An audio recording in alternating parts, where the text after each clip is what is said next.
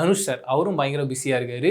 இப்போ தான் இட்லி கடையோடைய ஷூட்டிங்கை முடித்த உடனே அடுத்து டெல்லி கிளம்பி போயிட்டாரு. உங்கள் எல்லாருக்குமே தெரியும், ஆனந்த் எல்ராவுடைய டைரக்ஷனில் தேரே இஷ்க் மேன் அப்படின்ற ஒரு படம் ரெடியாக போகுது.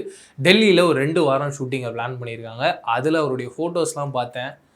மனுஷன் ஏதாவது பண்ணுறாரா என்னன்றது தெரியல. டக்குன்னு ஒரு 20 வயசு 22 வயசு பையன் மாதிரி மாறிடுறாரு. அப்படியே இருந்தார், அவ்வளோ அழகாக இருந்தார், பார்க்கும்போதே ரொம்ப சூப்பராக இருந்தது.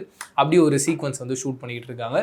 அதுக்கப்புறம் 2 வாரத்துக்கு அப்புறமாவும் ஃபாரின் லொக்கேஷன்ஸ்லாம் ஷூட்டிங்கை பிளான் பண்ணியிருக்காங்க. அண்ட் இந்த கதையாகவே என்ன சொல்கிறாங்கன்னா ஒரு லவ் வார், அதை தாண்டி ஏரோப்ளைனை சுற்றி நடக்கிற ஒரு கதையாக அந்த கதை இருக்கும் அப்படின்ற மாதிரி சொல்கிறாங்க. அதை பேஸ் பண்ண ஒரு கதையாக இருக்கும் அப்படின்ற மாதிரி டாக்ஸ்லாம் இருக்குது. வெயிட் பண்ணி பார்க்கலாம். இதை தாண்டி தனுஷ் 55 படத்துடைய டைரக்டர் ராஜ்குமார் பெரியசாமி ரீசெண்ட் டைம்ஸில் பிரபாஸ் அவர்களை பார்த்து கதை சொல்லியிருந்தா நான் சொல்லியிருந்தேன். கூடுதலான அப்படின்னு பார்த்தீங்கன்னா ஜூனியர் என்டிஆரை பார்த்தும் கதை சொல்லியிருக்காரு. அவருக்கு அந்த கதை ரொம்ப பிடிச்சிருக்கு. அதனால் கூடிய விரைவில் தெலுங்குல ராஜ்குமார் பெரியசாமி ஒரு படம் பண்ண போகிறான்றதுல சந்தேகமே இல்லைன்ற மாதிரி ஒரு அப்டேட் கிடச்சிருக்கு. அண்ட் தனுஷ் அவர்களும் வினோத் கிட்ட ஒரு கதையை கேட்டிருந்தாரு. அந்த கதைக்கு அவர் ஓகே சொல்லியிருக்காரு. 7 ஸ்க்ரீன் ஸ்டூடியோஸோடைய ப்ரொடக்ஷனில் இந்த ஒரு படம் நடக்க போகுது.